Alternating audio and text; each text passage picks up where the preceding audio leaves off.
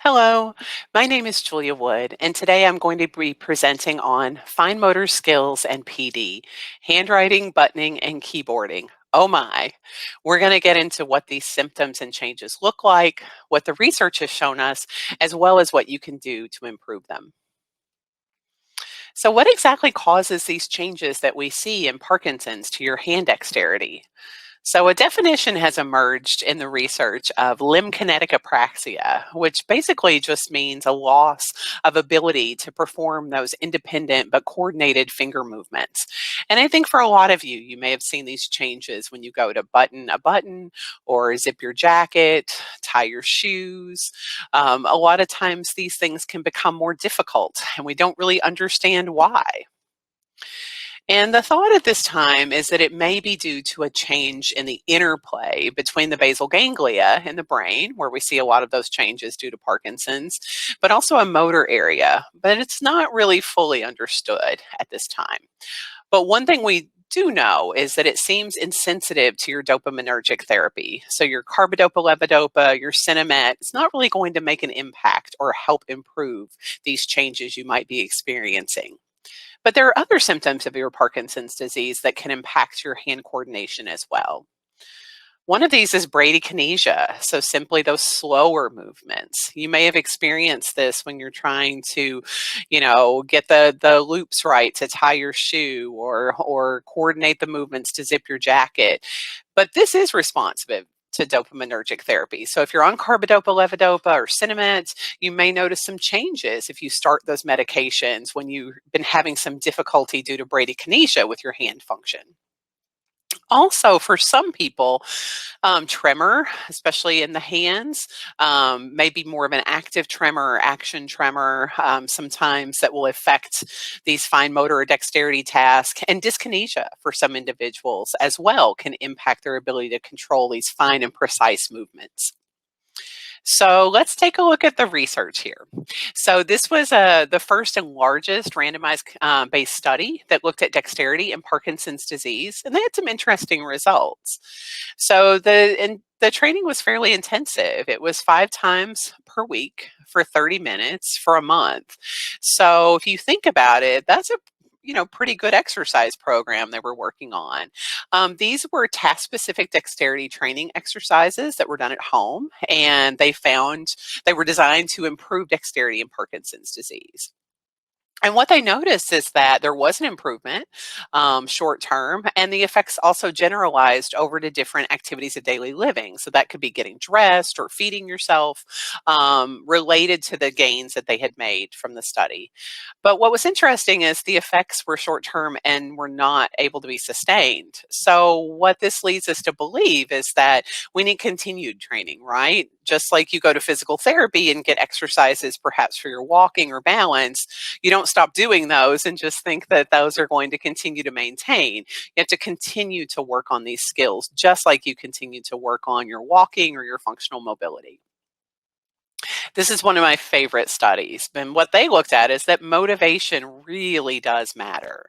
So they took two different groups in this study, each with 25 individuals.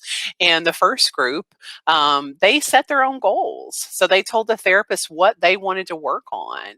And, these were people who were having difficulty with their hand dexterity, but they went into the therapist and said, I would like to be able to button my own shirt or tie my own shoes or whatever the task might have been.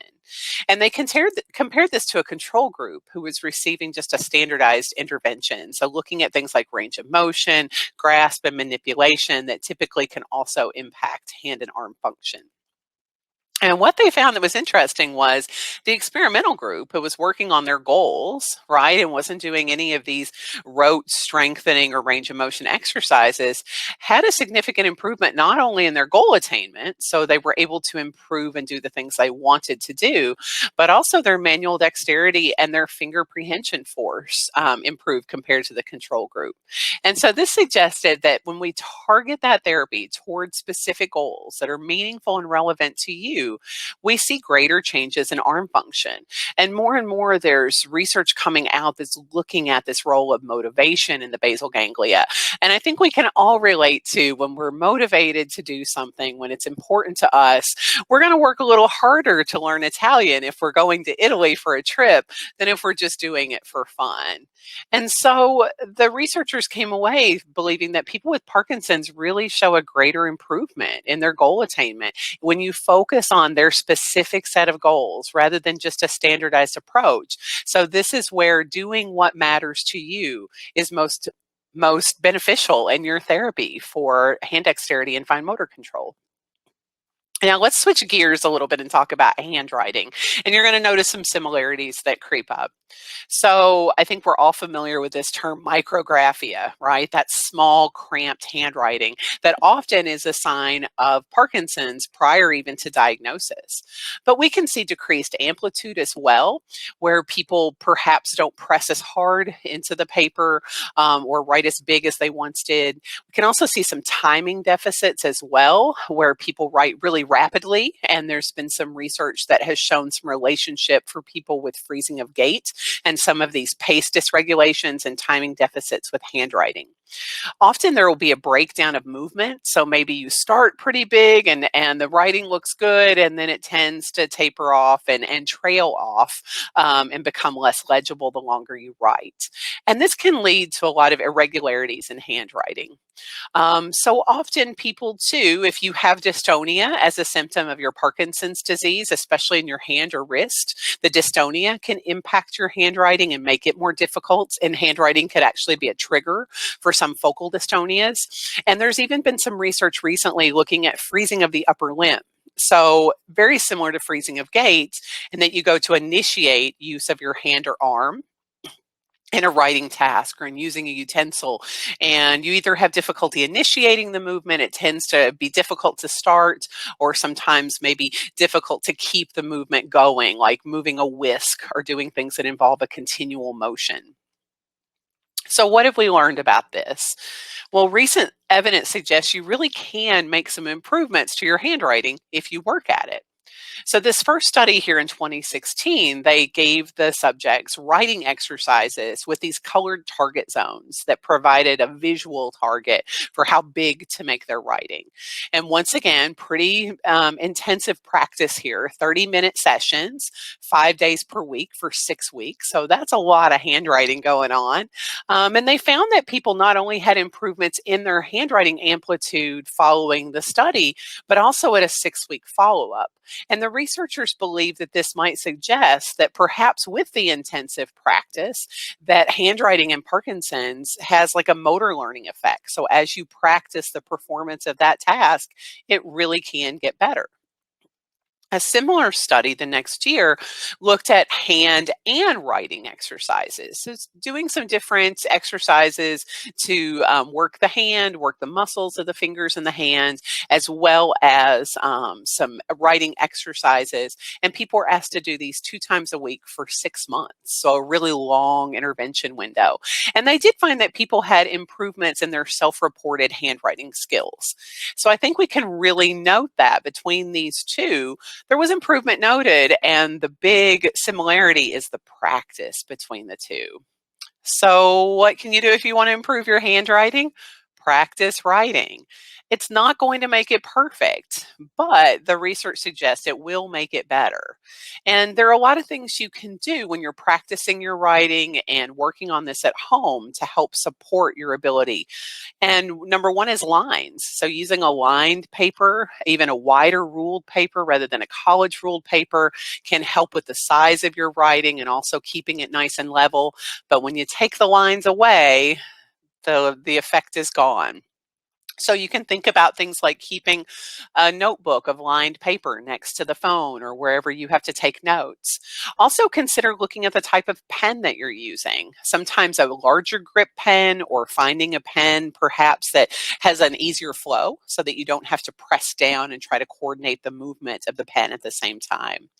For most people, you'll find that print is going to be more legible and easier to improve than cursive, but that doesn't mean give up on your cursive if you still want to work toward it and make it better.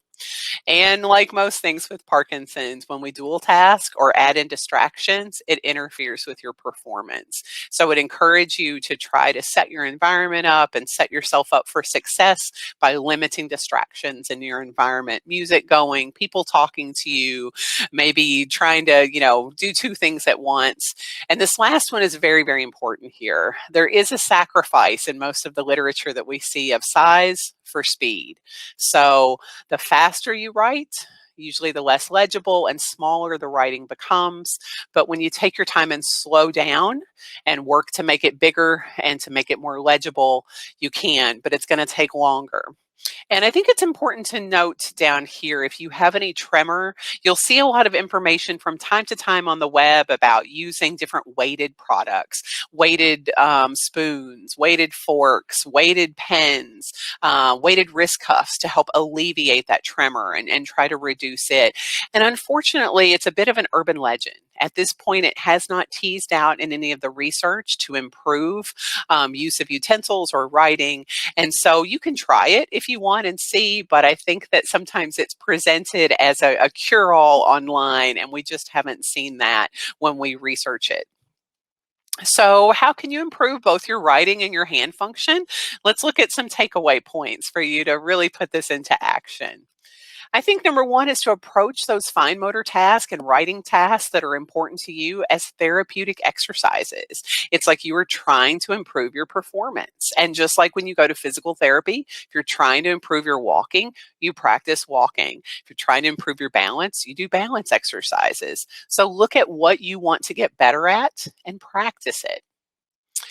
But choose something that's meaningful to you. So perhaps instead of, just writing letters or paragraphs, it's writing a letter to a loved one or to your wife. Maybe it's practicing guitar to try to improve your fine motor skills. Try to find something that you enjoy doing and that you'll possibly practice daily. Set small, achievable goals and try to make them attainable so you meet success.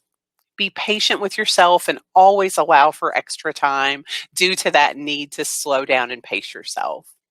Take breaks as needed. You'll find that the longer you try to write or do a fine motor task, the harder it can become. If it starts to become frustrating, give yourself a break. Come back to it later. Lastly, have fun. Find something you enjoy. Find something that motivates you. Because just like that study that we showed, when you are motivated, when it's meaningful to you, we all work a little harder and try a little more. And lastly, consider seeing an occupational therapist. This is what we do, is use your daily task as a therapeutic intervention to help you live your life to its fullest. Best of luck to you all. Take care. Be well.